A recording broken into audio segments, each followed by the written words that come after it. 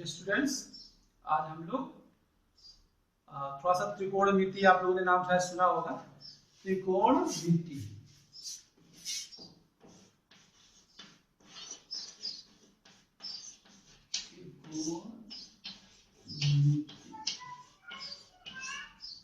इसी को इंग्लिश में आप ट्रिग्नोमेट्री कहते हो। तो त्रिकोणमिति है क्या, पहले तो ये समझो जरूरी है कि त्रिकोणमिति हमने रख लिया sine cos cosec tan sec cosec, तो वो तो हो गया, लेकिन मतलब है क्या त्रिकोणमिति हम पढ़ते क्यों हैं। सबसे बड़ी चीज क्या है ना कि मैथ जो है, मैथ हमारी व्यवहारिक एक सब्जेक्ट है जो हमारे जीवन में सबसे ज्यादा उपयोग में आता है। अब आप लोगों को समझ में आता नहीं हो शायद, मैं आपको बताता हूँ। आप सामान खरीदने जाते हो, पैसा लेके जाते हो, 10 रुपए का नमक लिया, 15 रुपए की चीनी लिया, फिर सूजी लिया, फिर किशमिश लिया, मुनक्का लिया, सब लिया, उसको 500 के नोट दिया, तो दुकान वाला आपका पूरे सामान का पैसा जोड़ेगा। मान लो 325 रुपया हुआ तो 325 रुपया काट करके आपको बाकी का पैसा वापस कर देगा 175 रुपया। तो ये तो आप लोग व्यवहार में रोज करते हो, रोज सामान खरीद रहे हो, रोज आते जाते हो, लेकिन कभी सोचा कि ये जो कर रहे हो है क्या चीज है? ये गणित है। अगर गणित में सवाल लिख दिया गया कि एक राम नाम का लड़का है, वो 500 रुपए की नोट लेके बाजार में जाता है, 50 रुपए की चीनी खरीदा, 20 रुपए का नमक खरीदा, जितने का हल्दी मसाला खरीदा, पूरा घर का पर्चा लेके जाएगा, सामान खरीद के लाएगा। अब बताओ कि 500 के नोट दिया तो कितना वापस पाएगा? तो गणित हो गई, किताब में लिख दिया तो गणित हो गया, व्यवहार में करते हम लोग उसको समझ में नहीं करते हैं। तो सबसे पहले कोई भी गणित पढ़ते हो, मैथ कोई भी सब्जेक्ट, नॉट इवन मैथ, कुछ भी पढ़ते हो, तो सबसे पहले तो ये जानो कि उसका हमको व्यवहारिक जीवन में क्या लाभ मिलता है। तो गणित का सबसे ज्यादा उपयोग होता है। मैं जो बताना चाहता, घड़ी देखते हो आप लोग, घड़ी का टाइमिंग है, सुई के चलने की दिशा है, चलने का समय है, चलने का चक्र है, हाँ उसका पर सेकंड घूमने का चक्र है, पर एंगल घूमने का चक्र है कि एक मिनट में कितना एंगल घूमती है, 15 मिनट में कितना एंगल घूमती है, 20 मिनट में कितना एंगल घूमती है, वो सब गणित है। आप घड़ी देख रहे हो, यूज कर रहे हो, 12:15 बज गया तो कितना होगा, 12:45 हो गया तो कितना होगा, 12:30 हो गया तो कितना होगा, वो सब गणित है। आप वही गणित में पढ़ते हो तो आप विषय मांग के पढ़ते हो, अब व्यवहारिक जीवन में उपयोग करते हो तो समझ में नहीं आता, इसीलिए आपको कठिन लगता है कि गणित वो अलग चीज है। सबसे ज्यादा बच्चे गणित से डरते हैं, पता है ना, मैथ से सबसे ज्यादा डर लगता है। क्यों? क्योंकि हम मैथ को समझ ही नहीं पाते हैं, जबकि मैथ से ज्यादा सरल कुछ नहीं है। बस उसको ये मान के चलो, उसको कहीं ना कहीं अपने घर से, गांव से, अपने जीवन से जोड़ लो, रिश्ता जोड़ लोगे एकदम फटाफट काम हो जाएगा। तो गणित कभी तकलीफ नहीं देगी। अब उसी तरीके से हर गणित का हर शाखा होती है, उसका कहीं ना कहीं जीवन से उपयोग है, जुड़ा हुआ है। हम ज्यादा डिटेल उस पर नहीं बात करेंगे, हम आज थोड़ा सा त्रिकोणमिति के बारे में बात करेंगे। जो ट्रिग्नोमेट्री है, त्रिकोणमिति जो भी है, तो इसकी हिंदुस्तान में बहुत पहले खोज हुई थी। ये तो विदेशों में बाद में खोज हुआ, बाद में इसको ट्रिग्नोमेट्री के नाम से दिया गया, लेकिन हिंदुस्तान में इसकी खोज बहुत पहले हो चुकी थी। अब समझो थोड़ा सा कि त्रिकोणमिति की आवश्यकता क्यों पड़ी। आप समझो, पहले आप घर बना रहे हो, ठीक है, आप जमीन आप लिए हो, जमीन आपकी चौकोर है, अब चौकोर जमीन है, अब चौकोर जमीन में घर बनाना कोई आसान दिक्कत नहीं है, आपने घर बना लिया फट से। आपने चारों कॉलम किनारे पे तो कॉलम दे दिया, तो दीवार खड़ी कर लिया, अपना दीवार खड़ी करके छत डाल दिया, बन गया। खेत का बंटवारा करना है, मान लो खेत का बंटवारा करना है, 2 भाई 3 भाई हो, 4 भाई हो, अब 4 भाई हो, अब बंटवारा करना, जमीन चौकोर है तो कोई दिक्कत नहीं है, 4 टुकड़े कर दिए, ठीक है, टुकड़े सबको ले लिए, क्लियर है, कोई दिक्कत नहीं है। 2 लोग हो तो आधे टुकड़े कर दिए, 20 से बांट दिए, इधर से या तो इधर से आधा आधा ले लिए। लेकिन मामला तब क्या होगा कि जमीन चौकोर में होकर त्रिभुजाकार है, आप क्या करोगे? त्रिभुजाकार है, इसको कैसे बांटोगे? अब मान लो त्रिभुज एकदम बराबर है तो सही है, और त्रिभुज थोड़ा बेढंगा हो गया तब क्या करोगे? ये देखो, कभी कभी त्रिभुज बेढंगा भी हो जाता है, ऐसा हो जाता है, ऐसे कैसे करोगे? तो जब व्यवहारिक जीवन में जो ऐसी समस्याएं आती हैं जहां पे कि त्रिकोण का इस्तेमाल होता है, मतलब जमीन त्रिकोणी है या तो घर बनाना है हमको, कभी कभी बिल्डिंग बनती है, बिल्डिंग हमेशा चौकोर नहीं बनती है, शहरों में जाकर देखो बिल्डिंग त्रिकोणी भी बनती है, ऊपर की छत त्रिकोण में रहती है। कभी देखा ना, जो घर के छत बनते थे पुराने जमाने की, वो त्रिकोण होते थे ना, ऊपर ऐसे रहता था, इधर कैसे होता था। और अभी तो शहरों में डिजाइन के बनाता है, और जो पहाड़ी क्षेत्र है जहां बर्फ गिरती है, वहां घर पे जो छत बनती है वो भी त्रिकोण बनती है। तो आपको क्या लगता है कि वो त्रिकोण में कैसे भी बना देंगे, कैसे भी लंबा चौड़ा कर देंगे, बराबर हो जाएगा? आप समझो, मैं आपको व्यवहारिक उदाहरण देता हूं। आप लोगों ने देखा होगा कि आपको घर बनाना है, मान लो घर पे आपने दीवार खड़ी कर दिया, ऐसे दीवार हो गई आपकी, अब ऐसे छत बननी है, इसके ऊपर छत बननी है। अब देसी घर है या मढ़ा बनाते गांव देहात में ना, एकदम उससे समझो मोटे मोटे, ठीक है ना। तो जब मढ़ा जो बनाते हैं कभी देखा पड़ेगा क्या, कभी मढ़ा ऐसा होता है क्या, देखा कभी नहीं देखा। देखो मैं अलग अलग सिचुएशन दे रहा हूं, या तो एक ऐसे हो सकता है, या तो ऐसे हो सकता है ना। लेकिन एक तरीका और भी है, ऐसे हो सकता है। अब इसमें सही कौन सा है, आपने देखा एक का इधर ये वाला हिस्सा लंबा है, ये वाला हिस्सा छोटा है, दूसरे का ये हिस्सा लंबा है, ये हिस्सा छोटा है। तो आप और तीसरा वाला जो है इसके दोनों हिस्से साइड के बराबर है और बीच का ये बराबर है। तो अब आप अपने दिमाग से सोचो कि अगर ऐसा हम कभी घर बनाते हैं या तो बिल्डिंग बनाते हैं तो मढ़ा बनाते हैं, तो इसमें कौन सा मढ़ा ज्यादा टिकाऊ होगा, ज्यादा दिन चलेगा।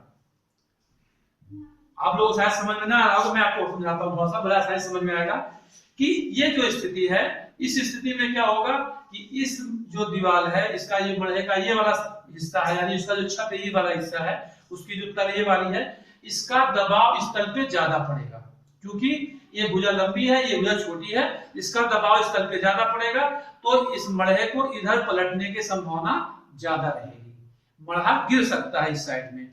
और इस स्थिति में क्या होगा, अब मढ़ा की जगह पर अगर बिल्डिंग बनती है तो बिल्डिंग में भी एक नियम काम करेगा। अगर बिल्डिंग बन रही है और बिल्डिंग में अगर छत बनाया हमने, और अगर इसको या तो फिर अगर हमको ऐसा बनाना है, बना सकते हैं, लेकिन इसको एक्स्ट्रा सपोर्ट देना पड़ेगा। ये मान चलो अगर हमको छत का इधर स्लोप ज्यादा लेना है, इधर कम रहेगा, इस पे लोड ज्यादा आएगा, इसका सपोर्ट हमको मजबूत करना पड़ेगा। ये तो तरीका ये हो गया, या तो इसका सपोर्ट मजबूत करे या तो फिर तरीका चेंज करे।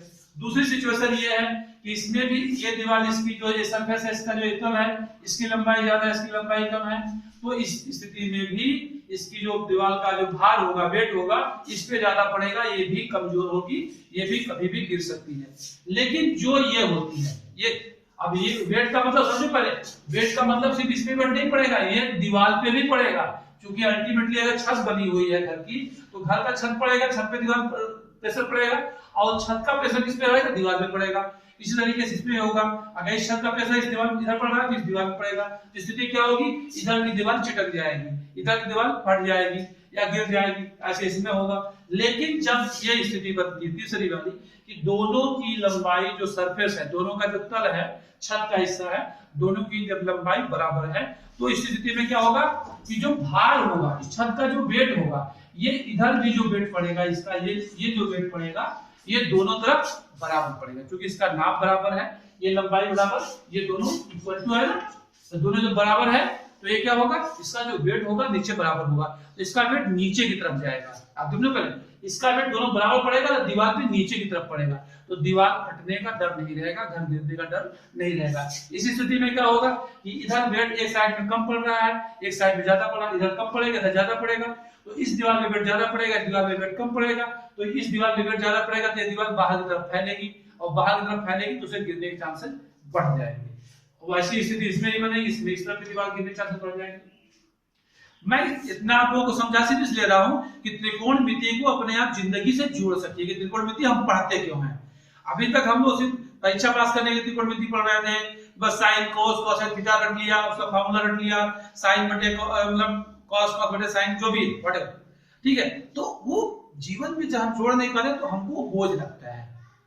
खाना बनाना बहुत डिफिकल्ट है, जिसको खाना बनाना नहीं आता ना, उसको बताओ कि इतना नमक लो, इतना मिर्ची लो, इतना धनिया लो, इतना तेल लो, इतना अजवाइन लो, इतना ये लो, तो बहुत मुश्किल होगी, वो पक जाएगा, कितना कितना आइटम कितना कितना ले पता नहीं चलता है।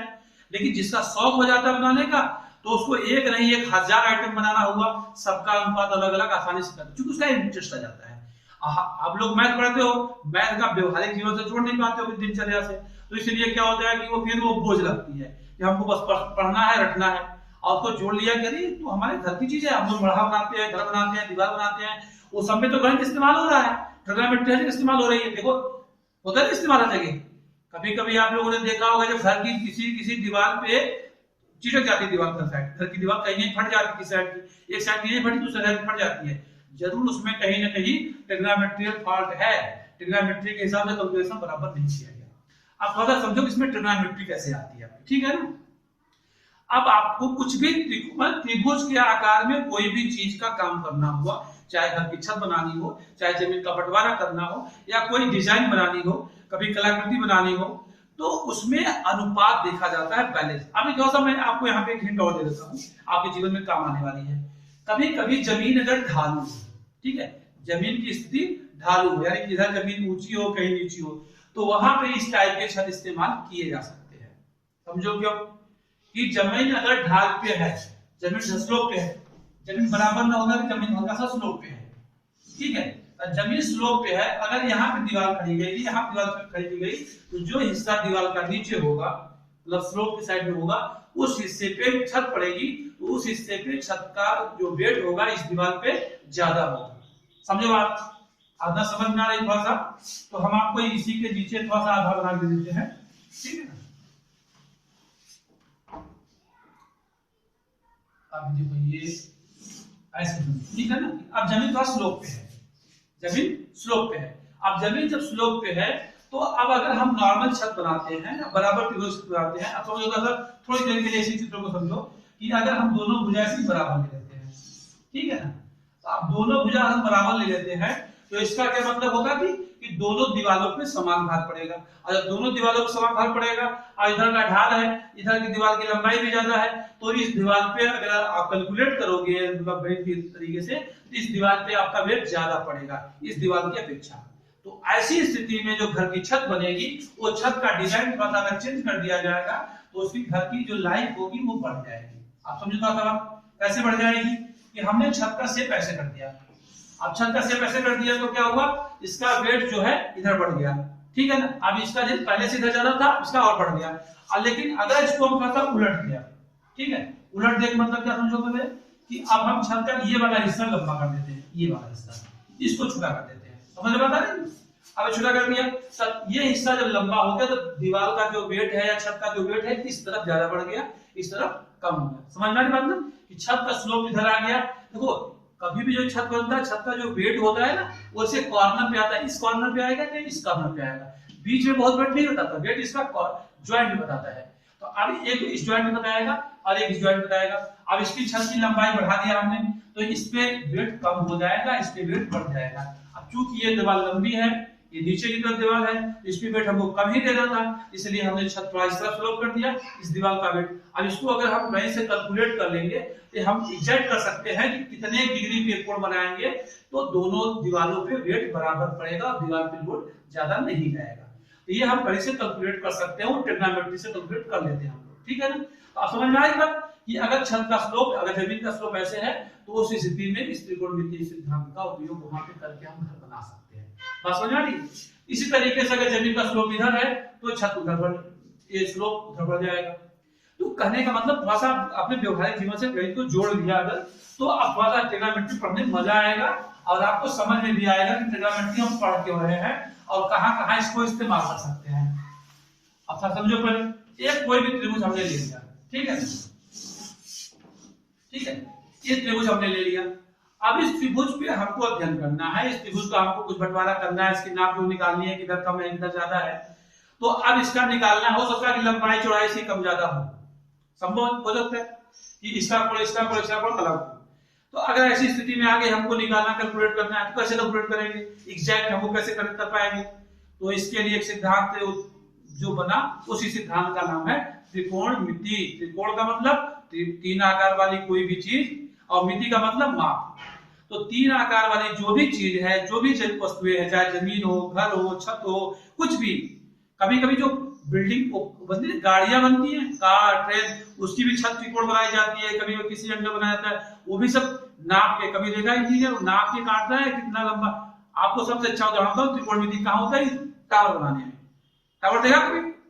टावर में देखा तो कभी आड़ा बेड़ा लगाता है ना उसमें, तो आड़ा बेड़ा वैसे मना नहीं लगता, बड़ा बेड़ा ये ऐसे भी जोड़ दिया, वैसे भी जोड़ दिया, वो गणित के फार्मूले से होता है कि अगर हमने, देखो, अगर कोई चीज ऐसे जुड़ी है, उसकी ऐसे जुड़ा, फिर ऐसे जुड़ा, फिर ऐसे जुड़ा, फिर ऐसे जुड़ा ना, ऐसा जोड़ा क्यों जाता है? ये बैलेंस की बैलेंस भी बराबर हो और वेट बढ़ जाए, एक भुजा पे वेट ज्यादा ना पड़े, और बैलेंस जो खंभा खड़ा है टावर, 150 फीट का, 150 फीट का, उसका जो बैलेंस है वो बैलेंस कहाँ आना चाहिए, उसके पावर पे आना चाहिए। ध्यान रखना, पावर, जमीन का पावर उसका यहाँ पे खड़ा है, ठीक है ना, समझ लो बात। अब यहाँ पे खड़ा है, अब इसके ऊपर 100 मीटर, 150 मीटर, 200 मीटर, 500 मीटर का खंभा खड़ा होता है टावर का। अब टावर का खंभा खड़ा होता है, अब उसमें बहुत सारे, कभी कभी दाएं बाएं में उसकी भुजाएं नहीं बन जाती। सीधा सीधा बनाना होगा तो मुश्किल नहीं होगा, लेकिन कभी कभी दाएं बाएं जब भुजा रहती है तो थोड़ी सी दिक्कतें होती हैं। तो अगर उस समय त्रिकोणमिति का इस्तेमाल न किया जाए, उसको भुजाओं में कैलकुलेशन न किया जाए कि उसका जो भी वेट है उसके पाए पे आना चाहिए यहाँ पे, और जब यहाँ पे आएगा तो खंभा स्थिर रहेगा। और अगर वो वहां पे नहीं आता है ना, तब वो खंभा किधर जिस तरफ बैलेंस ज्यादा होगा उस तरफ गिर जाएगा। तो अगर दाएं बाएं भुजा बढ़ाते हैं तो वो भी इस एंगल से बढ़ाते हैं कि फिक्स होता है कितने डिग्री पे वो लगना चाहिए उसका सपोर्टिंग रॉड या सपोर्टिंग एंगल, तब जाकर के वो वेट बताएगा वो, और पूरा लंबा कर देगा। तो मैं सिर्फ हिंट दे रहा था आपको, ठीक है, ये हो गया। आप समझो पहले ये त्रिभुज है, कोई भी त्रिभुज मान लो A to Z कोई त्रिभुज हो। अब हमको इसका अध्ययन करना है, इसके बारे में कुछ नापजोख करनी है, तो उसको कैसे करेंगे। एक सिंपल तरीका होता है कि ये जो सामने वाली भुजा, इससे हम नीचे वाली भुजा पे लंब डाल देते हैं, लंब, ठीक है, ये लंब डाल दिया। और लंब का सिद्धांत अगर आप लोगों को पता हो पहले से, तो जिस भुजा पे हम लंब डालते हैं वहां हमेशा वो 90 डिग्री का कोण बनाती है, यानी 90 अंश का कोण बनाती है। समझ में आ रहा है? ये 90 डिग्री का कोण बनाती है, और जैसे ही 90 डिग्री का कोण ये बनाई तो ये जो त्रिभुज हो गया, ये त्रिभुज समकोण त्रिभुज हो गया। यानी किसी भी त्रिभुज में अगर उसका एक कोण समकोण है, यानी 90 अंश का है, तो त्रिभुज समकोण कहा जाता है। क्लियर हो गया? तो अब इसमें दो समकोण त्रिभुज बन गए। अब इसमें जो भुजाएं हैं, अब भुजाओं के अलग अलग नाम हो सकते हैं। जैसे इसमें ये जो नीचे भुजा होती है, जमीन के लेवल में होती है, उसको आधार कहते हैं। सामान्य हम लोग कहते हैं, इसको हम लोग कहते हैं आधार। और जो भुजा नीचे से सिमकर हमने लंब डाला था ना, इसीलिए इसको लंब बोलते हैं। जो खड़ी भुजा होती है उसको लंब बोलते हैं। और जो 90 अंश के कोण के सामने की भुजा होती है वो कर्ण बोलते हैं। ध्यान रखना, कभी कोई पूछ लिए कि कौन सी भुजा कर्ण होगी, कौन सी लंब होगी, कौन सी आधार होगी, तो ये हमेशा ध्यान रखना। अगर थीटा कोण नहीं दिया गया है, ऐसे है, तो 90 अंश के सामने वाली भुजा हमेशा कर्ण होगी, और बाकी जो नीचे की तरफ भुजा होगी आधार होगी, और जो सीधी खड़ी भुजा होगी वो लंब होगी। लेकिन अब अगर हम बात त्रिकोणमिति की करें, अब त्रिकोणमिति चूंकि हमको इसका नापजोख निकालना है ना, इसको नापजोख निकालने के लिए हमको कोई सिद्धांत बनाना पड़ेगा। तो सिद्धांत बनाने के लिए हमने इसको एक नाम दिया, ये थीटा कोण हो गया, ठीक है। जैसे ही हमने इसको थीटा कोण माना, तो थीटा कोण के सामने की भुजा लंब होती है। यह हमेशा ध्यान रखना, जो भी थीटा कोण बनेगा उसके सामने की भुजा लंब कही जाएगी। अगर ये थीटा कोण है तो सामने की भुजा लंब ये होगी, और अगर ये थीटा कोण हमने मान लिया, इसको हटा दिया, तो तब सामने की भुजा ये हो गई, तब ये लंब हो जाएगी, ये आधार हो जाएगी, कर्ण वही रहेगा। ठीक है, इतना क्लियर हो गया होगा। अब जो हम त्रिकोणमिति पढ़ते हैं, त्रिकोणमिति है क्या? त्रिकोणमिति इन भुजाओं के अनुपात का अध्ययन है। समझो, त्रिकोणमिति त्रिभुज की भुजाओं के अनुपात का अध्ययन है। और त्रिभुज, ध्यान रखना, अगर बात पूछी जाए, त्रिभुज का मतलब समकोण त्रिभुज, कोई भी त्रिभुज नहीं, समकोण त्रिभुज। अगर त्रिभुज अलग अलग आकृति का है तो उसको समकोण में बांट लेंगे हम, जैसे हमने इसको बांटा। तो समकोण त्रिभुज की भुजाओं के अनुपात का अध्ययन ही आपको त्रिकोणमिति का है। अब अनुपात बनाओ इसका। देखो, अनुपात का मतलब लंब बटे आधार, आधार से हमने एक अनुपात बनाया, ये लंब और ये अनुपात कर्ण, एक आधार बन गया, लंब अनुपात कर्ण। दूसरा अनुपात क्या, इसको ऐसे भी लिख सकते हो, जो ऐसे भी लिख सकते हो, ये इसमें कोई दिक्कत नहीं, ऐसे लिखते हो ना, लंब अनुपात कर्ण, पढ़े होगे 3, 4, 5 में, ऐसे अनुपात लिखते हैं। अनुपात लिखने का तरीका ये भी सही है, ये भी सही है, तो हम ऐसे लिखते हैं। यहाँ पे एक हमने अनुपात बनाया लंब बटे कर्ण, दूसरा अनुपात हम बना सकते हैं आधार बटे कर्ण, और तीसरा अनुपात हम मतलब हर भुजाओं को लेकर किसी भुजा का किसी से अनुपात बना सकते हो, कोई इसमें दिक्कत नहीं है, ठीक है ना। अब एक इसमें हो सकता है, और हमने लिख दिया लंब बटे आधार। ये हमने 3 अनुपात सीखे। अब इसी का उल्टा भी हो सकता है। देखो तो, अगर लंब बटे कर्ण लिखा था ना, अब इसको हम चाहे तो एक अनुपात इसी को उलट लिख सकते हैं, कर्ण बटे लंब और यहाँ पे आधार बटे कर्ण लिखा था हमने, इसको हम उलट कर देंगे, क्या कहेंगे, कर्ण बटे आधार, कर्ण बटे आधार। और इसको हमने लंब बटे आधार लिखा, इसको हम आधार बटे लंब लिख सकते हैं। मतलब समझ में आया कुछ? मतलब ये है कि ये अनुपात, एक अनुपात ये हो गया, दूसरा अनुपात ये हो गया, तीसरा अनुपात ये हो गया, चौथा अनुपात ये हो गया, पांचवा अनुपात ये हो गया, छठवां अनुपात ये हो गया। यानी ये 6 प्रकार के अनुपात हो सकते हैं किसी भी त्रिभुज में, इससे ज्यादा अनुपात नहीं होंगे। आप कहीं से भी जोड़ घटा के देख लो, इसके अनुपात ये कर लो, इसके अनुपात ये कर लो, इसके अनुपात ये कर लो, इसके अनुपात ये कर लो, इसके अनुपात ये कर लो, इसके अनुपात, समझ आए? कि कर्ण का अनुपात आधार, आधार का अनुपात कर्ण, ये लंब का अनुपात कर्ण, कर्ण का अनुपात लंब, या फिर आधार का अनुपात लंब, लंब का अनुपात आधार। ये 6 स्थितियां ही इसमें बनेगी जो कि भुजाओं का अनुपात होगा। अभी 6 भुजाओं का जो अनुपात हो गया, यही आपका त्रिकोणमिति है। अब इसी को एक अलग से नाम दे दिया गया। इसे अब हमको लंब बटे कर्ण लिखना है, तो लंब बटे कर्ण लिख करके शॉर्टकट फार्मूला अपना लिया हमने। शॉर्टकट में क्या लिख दिया, लंब बटे कर्ण की जगह पे हम लोग लिख सकते हैं साइन थीटा। अब यहाँ से आपको जो आधुनिक ट्रिग्नोमेट्री है वो समझो, ये तो आपकी व्यवहारिक हो गया, ये आधुनिक ट्रिग्नोमेट्री जो कुछ अलग भाषा का प्रयोग हुआ, तो साइन बटे कर्ण हो गया यहाँ पे आपका। अब ये जो आधार बटे कर्ण लिखा हुआ है, इसी को हम लोग cos थीटा कहते हैं, और ये लंब बटे आधार है, इसी को हम लोग tan थीटा कहते हैं। और इस तरीके से चले जाओगे तो ये हो जाएगा कोसेक थीटा, और ये हो जाएगा आपका सेक थीटा, और ये हो जाएगा cot थीटा। समझ आएगा? यानी इसका सीधा साइन थीटा, लंब बटे कर्ण है तो साइन थीटा, लंब अनुपात कर्ण है तो साइन थीटा। और इसी को उल्टा कर दिया, कर्ण बटे लंब कर दिया, या कर्ण का अनुपात लंब कर दिया, तो उसका नाम थोड़ा सा बदल गया, कोसेक थीटा। और आधार का अनुपात कर्ण हो गया, आधार बटे कर्ण हो गया तो cos थीटा हो गया। और कर्ण बटे आधार कर दिया या कर्ण अनुपात आधार कर दिया तो इसका अलग से नाम दे दिया सेक थीटा। और लंब अनुपात आधार या तो लंब बटे आधार किया, इसका नाम tan थीटा दे दिया, और आधार बटे लंब दे दिया, इसका नाम cot थीटा दे दिया। तो ये आपका मेन जो त्रिभुज में अनुपात बन सकता है भुजाओं के बीच में, ये उसका अलग से जो ट्रिग्नोमेट्री के हिसाब से नाम दे दिया गया है। आप इसी भुजाओं को लेकर के हम अलग अलग अध्ययन करते हैं, और सारा कुछ जो त्रिकोणमिति में चलता है वो हमेशा ध्यान रखना कि त्रिभुज की आकृतियों के अध्ययन पे ही सारा कुछ चलती है। तो अब इसमें बहुत सारे अनुपात है, अब इसके भी कुछ बीच में अपने अनुपात है, वो आप लोग आगे धीरे धीरे पढ़ोगे। कुल मिलाकर के पहले सबसे जरूरी ये है कि आपको ये क्लियर होना चाहिए कि हम कोई सब्जेक्ट पढ़ रहे हैं तो हमारे जीवन में काम क्यों आने वाला है, कहाँ आने वाला है, कैसे आने वाला है। जब तक हम लोग ये नहीं पढ़ेंगे तब तक हम लोगों का जो नॉलेज है वो हमेशा इम्प्रैक्टिकल नॉलेज होगा, और उसका हम लोग सिर्फ रट करके परीक्षा में लिखने तक का ही उपयोग कर पाएंगे, अपने जीवन में उपयोग नहीं कर पाएंगे। कभी भी पढ़ने जाते हैं तो आपको पता होना चाहिए कि हम कोई सब्जेक्ट पढ़ रहे हैं तो इसका हमारे जीवन में कहाँ इस्तेमाल होगा और कैसे इस्तेमाल होगा, इसको हमको ढूंढना पड़ेगा।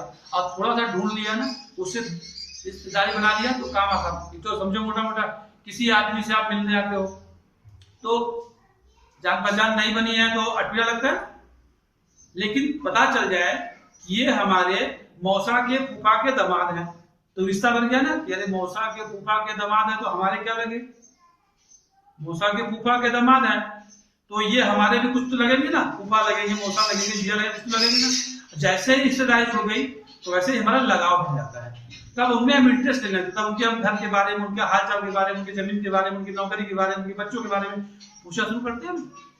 क्यों? क्योंकि अब हमसे मजा आ रहा है। वैसे गणित को भी रिश्तेदारी में जोड़ लो ना, गणित को रिश्तेदारी में जोड़ लो कि बहुत मजा आएगा और पढ़ने में तब आपको थकान नहीं लगेगी, तब आपको जो समझ में आने की दिक्कत होती कभी नहीं आएगी, खूब आराम समझ में आएगी। टीचर बताएगा एक लाइन तो आपको 4 लाइन समझ में आएगा दौड़ के, क्योंकि अब आप आपकी उसकी दोस्ती होगी, रिश्तेदारी होगी। तो सब्जेक्ट से दोस्ती बनाओ, रिश्तेदारी बनाओ और खूब मजे से अध्ययन करो, खूब पढ़ाई करो। बहुत बहुत धन्यवाद। अगर आपको पसंद आया वीडियो तो लाइक करिए, शेयर करिए अपने दोस्तों को। वैसे मैं गणित का टीचर नहीं हूँ, लेकिन अब आज हमारे एक सर है, अभी पढ़ाया था आप लोगों को, तो थोड़ा सा उन्होंने कहा सर कुछ आप भी बताइए, तो मैंने आप लोगों को थोड़ा सा हिंट दे दिया। अगर पसंद आती मेरी वीडियो तो थोड़ा सा आप लोग लाइक करिएगा और कमेंट भी जरूर करिएगा और सब्सक्राइब और शेयर भी कर